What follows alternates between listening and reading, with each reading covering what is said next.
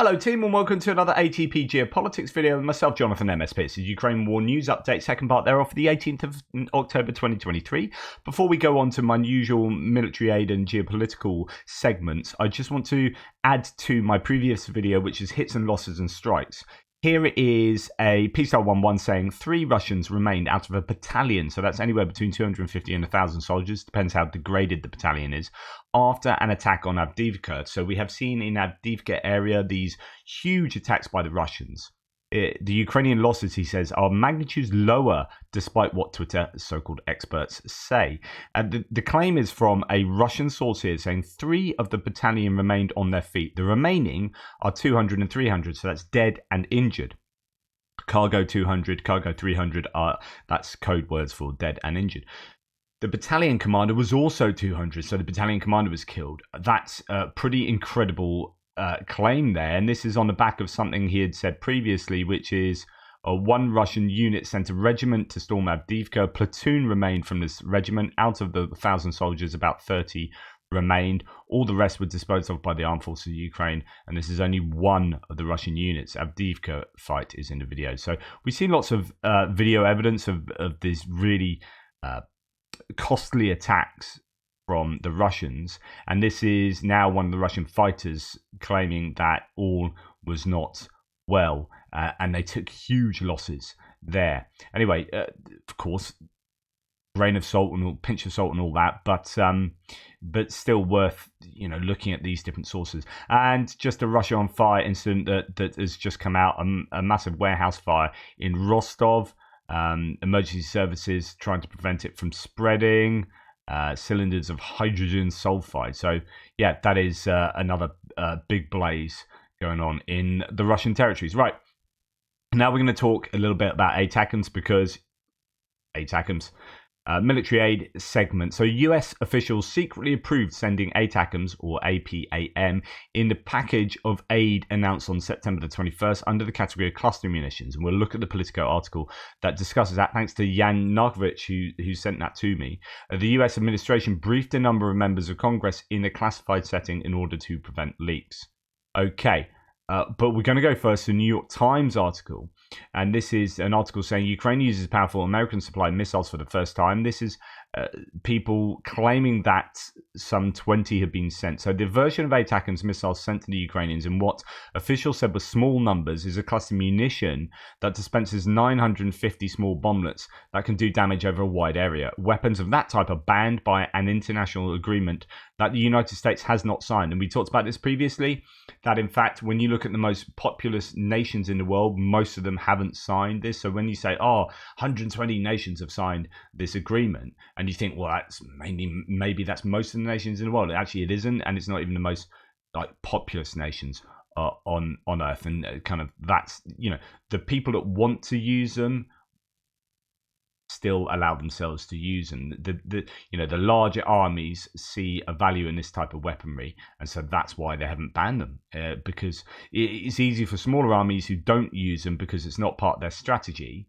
It's easy for them to say, yeah, we're going to ban that weapon, and all of the arguments for and against cluster munitions that I've talked about previously. Anyway, the missiles were older weapons that, because of the international ban, the Pentagon said it could not imagine using in a conflict involving American forces, and so they agreed to provide them to Ukraine. Newer versions of the ATACMS have a unitary warhead, a single explosive charge in their warheads, and the US concluded that its own stockpile of those was so small it could not afford to give them up. And this is why they got the cluster munitions. And I thought originally, when we found out the cluster munitions they were receiving, I thought that was worse, but actually now I think it's better. It's exactly what they need to take out things like airfields. That a single ATACMS landing on those airfields would not have done the damage that was done to those airframes, to the helicopters. So now that the American missiles have arrived, Germany will be further pressed to donate its Taurus missile systems.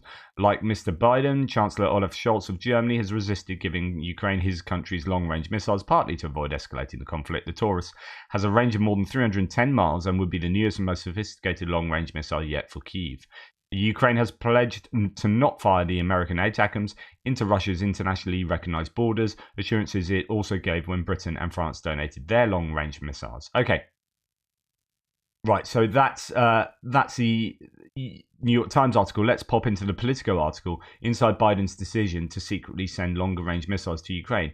This is an interesting article because actually it goes back to the reasoning behind why they didn't send them. And I was saying at the time, it can't just be Biden just saying no as a single human being that doesn't have the expertise in what these weapons can do and what these strategic reserves and stockpiles of these weapons are and how they might be used internationally. Like, he's got other people to make those decisions, and then you can all get together and decide on it, or you get given the conclusion to your experts on that, and then it would be very odd if that was fully overridden by a president that didn't have the expertise. So I was like, I'm not trying to defend Biden because I sit more politically aligned with him, but I'm trying to defend him on the basis that that decision made no sense to me. And then people were arguing about that, and some of you are saying, well, now you know what Biden is like. Soon you'll realize yourself that he's like this or like that. I'm like, yeah, I still don't get it. And this article actually, I think, goes back more to my way of thinking, but still, like, who knows, hey? But anyway, US officials kept the decision to send them and their actual shipment to the battlefield quiet in order to maintain Kiev's element of surprise, which is good, but it'd be great if they'd received 200, not just 20. Washington and Kiev were concerned that announcing the transfer would prompt Russia to move equipment and ammunition depots further behind their front lines and out of range of the missiles. So just on the whole 20 front, which is how many they're supposed to have received, they, as according to the New York Times article, there's this idea that everything that US has given them, they've done a trial package first. So with the M777 howitzers, they gave 2 first. With the HIMARS, they gave a few. With everything they've given, they've just said, right, here's a few of them. Let's see how that goes. And then if you work well with them, then we'll open the floodgates type thing. However, here it would have been much better if it had been like, yeah, here's 200 ATACMS, go crazy and do it quickly. Element of surprise and all that. Biden decided to send the missiles to Ukraine after months of debate among his top national security aides, perhaps tipping his hand that he was pushing for the weapons to be sent. Jake Sullivan, in July told an audience in Aspen that the administration was willing to take risks in support of Ukraine's defense.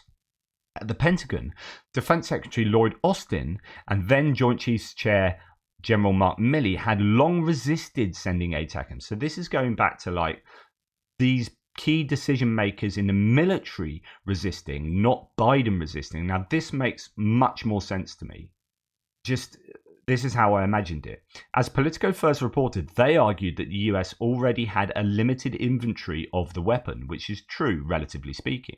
They wanted to ensure Department of Defense maintained a large enough stockpile for contingencies that might arise elsewhere in the world. So thinking about Taiwan, thinking about other potential conflicts.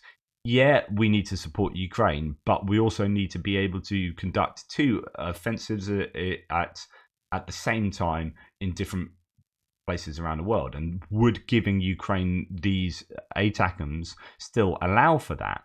But the arguments went on. So the APAM variant, which is the cluster munition variant of the ATACMS, was a logical weapon to send to Ukraine because it was not part of any Pentagon war plans, and the Ukrainians can use them more effectively to take out open-air ammunition stores behind the Russian front lines, along with Russian motor depots and indeed airfields, as we have seen.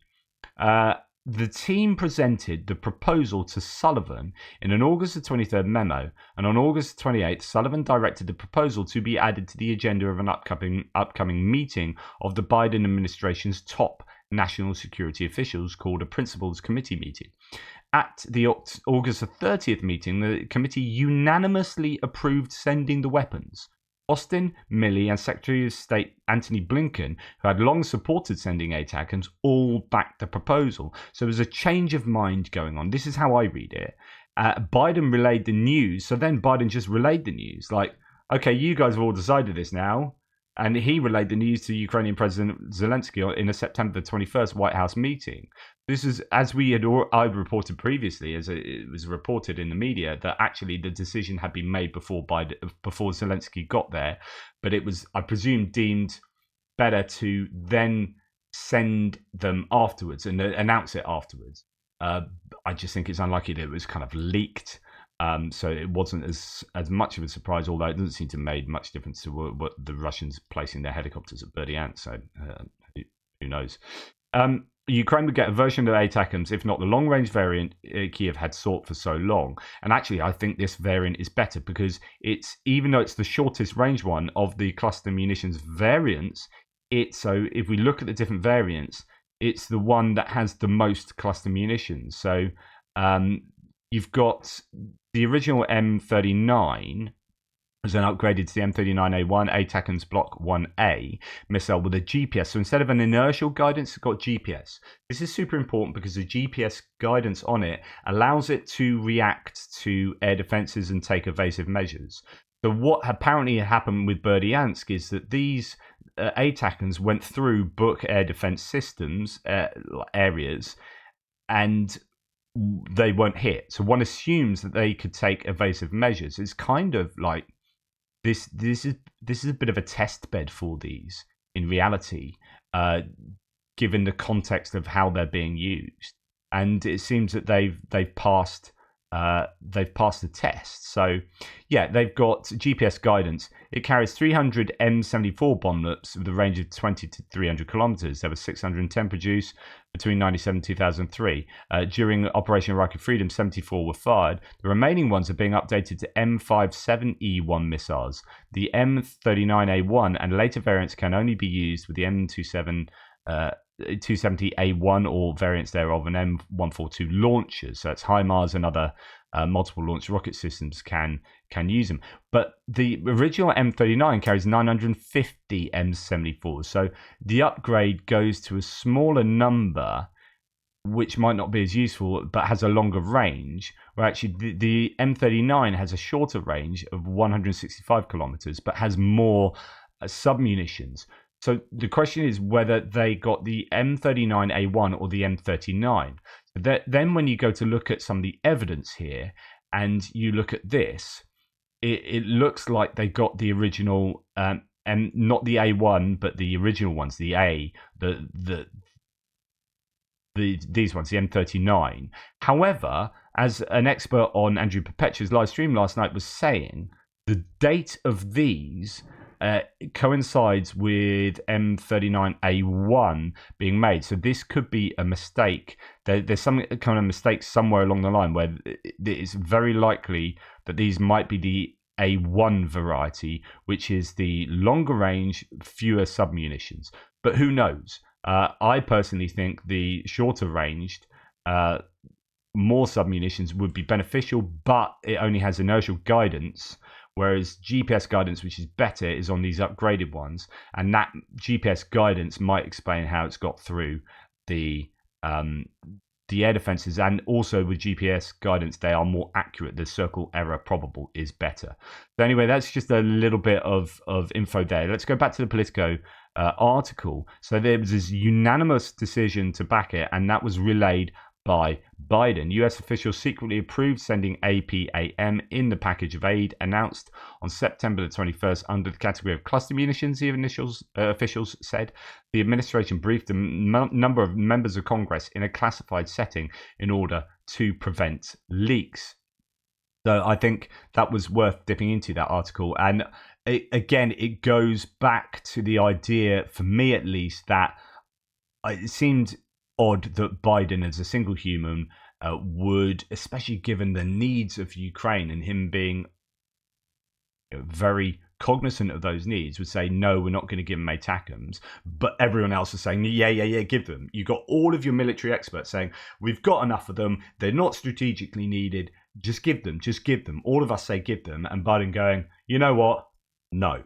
So I can't make sense of that. So this Politico article makes much better sense of that, which is the group of experts initially saying no and then changing variables, either in discussion of actually are they the kind of weapon that would be needed in Taiwan. Arguably, certainly not the cluster munitions that will be, they're much more likely to be firing at ships and whatnot, and so on and so forth. The unitary munitions are probably better, and it would strike me that the military officials are more likely to change their mind than Biden, and that's what that article seems to indicate. Anyway, I could well be wrong. Whatever. Right, moving on to and this is the Abrams thing. So going back to the give them a test bunch. So a couple of M777s, a few HIMARS, a few ATACMs, see how you get on. Same with Abrams. So the theory might also be that 31 Abrams is just a little bit of a CA you get on with the Abrams. So they haven't really been used yet because they're just sort of filtering through. All the Abrams are now there in Ukraine. They've delivered all the previously pledged 31 Abrams tanks to Ukraine. The Ukrainian soldiers who trained with Abrams in Germany have also returned to Ukraine along with ammunition and spare tank parts. We have lived up to our end of the bargain. From this point forward, it's up to them, Ukraine, to determine when and where they will deliver this capability. The question is whether this is a test, and if they use them well and don't just get them all blown up in a kind of pointless manner, then the US might say, okay, you passed the test there. Here's another, and we've another set, and we have heard previously that there possibly would be another sort of. There are theories that they might actually receive more than 31. That although that's the official line, there are more that have been delivered. That might well have happened. There was a delay on the training. Could that be explained by more tanks, more tank crews being needed to train on, or it could be that they are going to receive more. At a later date. Lithuanian armed forces, jointly with the German defense industry, will repair Leopard tanks brought back from combat operations in Ukraine. After restoration, they'll be returned to the front. So that's really good. There's already that provision in Poland and Germany. Number of women in the Ukrainian army is up 40% in 2 years. This is massive, right? Because I was listening to Perrin's video on the Israeli Defense Forces and their military strategy, Israel's military strategy. And one of their very clever things is they've been able to, really good comparison to Israel to Russia is that Russia has really struggled to get huge mobilization of troops. Israel has mobilized like 300,000 people in less than a week or whatever the stats are, just insane numbers of people. Partly because they've got a really good reserves conscription thing going on. It's really well managed. Partly as well because they have a lot of women in their armed forces. And because they have a lot of women in their armed forces, they're a relatively small country. To get that many people from that smaller population, you need to dip into to 50% of the population. Women need to be able to serve on the front line and in all other manners in the armed forces. And that has allowed Israel to be incredibly reactive. The same for Ukraine. They are going to be struggling to match Russia in terms of who can serve in mobilization and who can serve. One of the ways of getting around this is saying, right, women need to serve as well. And here we see up 40% in 2 years is a reflection of that. Female soldiers can now serve in positions previously off limits, like machine gunners, snipers, and infantry fighting vehicle commanders. We've heard from Yuri, what's his name, Chernomolets, on Twitter. I've shared you a few of his posts, and also the article in Euromaidan Press written about him. He's a sniper guy raising money for snipers. He was saying that there are women in some of the best snipers are women in many of these units. So yeah, there is that. Sniper and infantry fighting vehicle commander, and a contract for military service has risen from 40 to 60, on par with men. I don't know what that means. A contract rising from 40 to 60. I don't know whether that's monetary, whether that is time. But nonetheless, I think that is really good. The aerial reconnaissance of the 9th Separate Marine Brigade, the 1st AK of the Armed Forces of Ukraine of the Russian Federation, recorded the use of a robotic sapper by the Ukrainian troops to install a T-62M and the TM62M anti-tank mine in the Avdiivka area.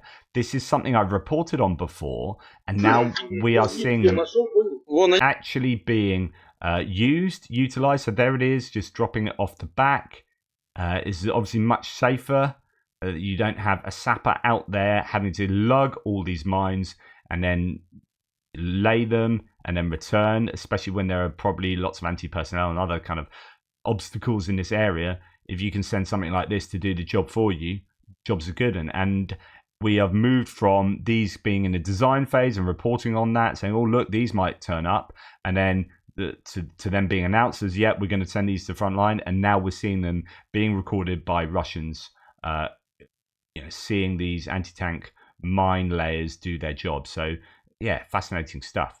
Right, North Korea, says the Daily Telegraph, of course, pinch of salt and all that. North Korea accused of supplying weapons to Hamas terrorists.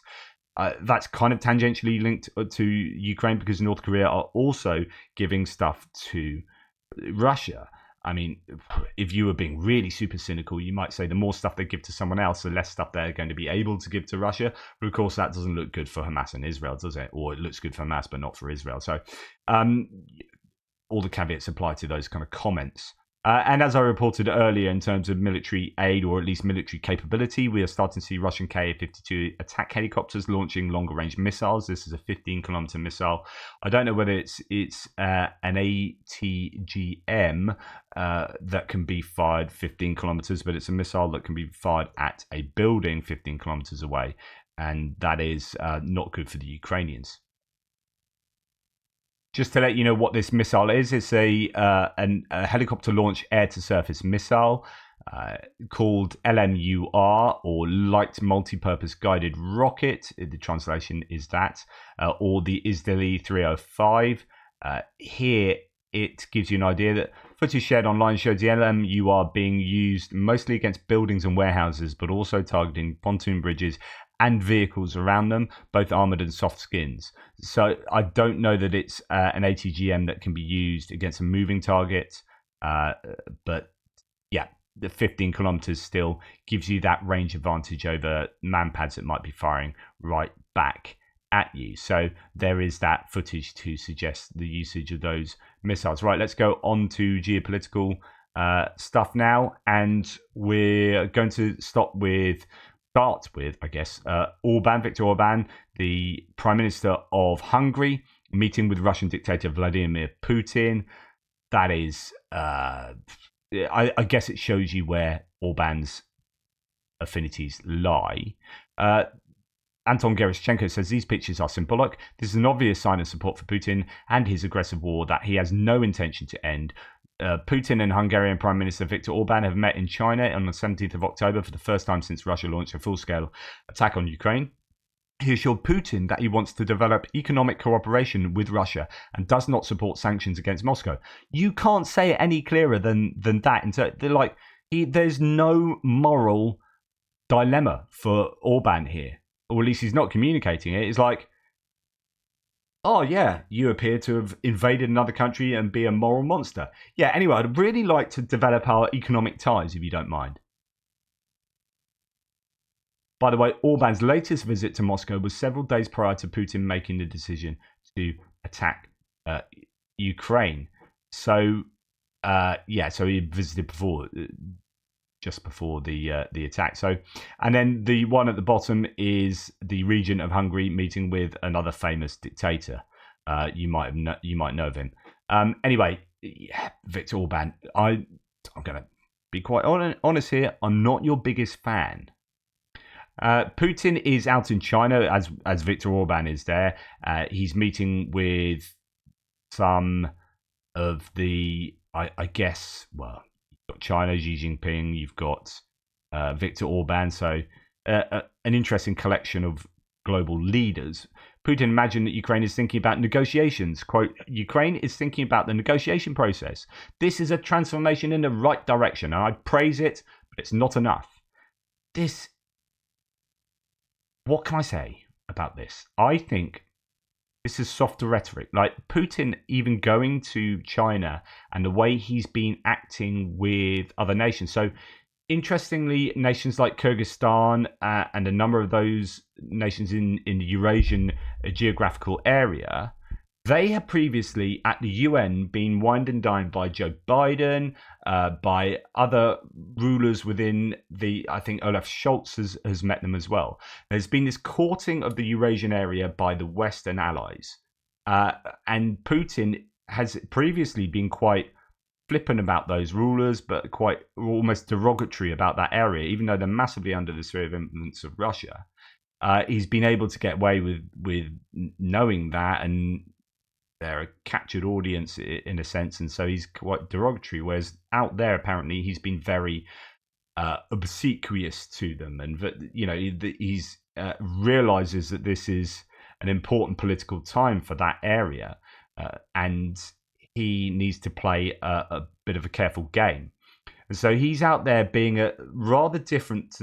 This is a sense I get than he would otherwise be, and here he's talking about saying it's the right direction for Ukraine to be wanting to go through a negotiation process. So he's almost being conciliatory here, although he's saying it's not enough, because obviously he wants them to just come with tail between their legs and offer Russia everything. But of course that's never going to happen, particularly as the Ukrainians keep getting upgraded and the Russians keep getting degraded.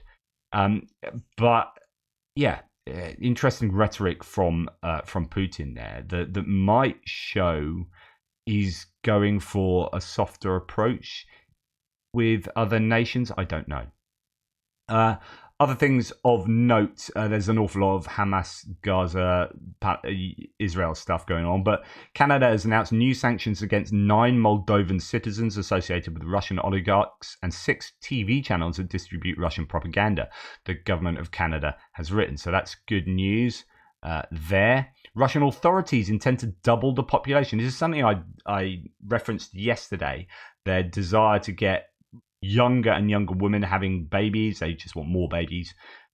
Russian authorities intend to double the population of Russia in the next 50 years under Putin's order. Leader of the Russian Liberal Democratic Party, Slutsky, said that by 2073, Russians are expected to number at least 290 million people. So that's doubling. Does Putin still expect to be in power then?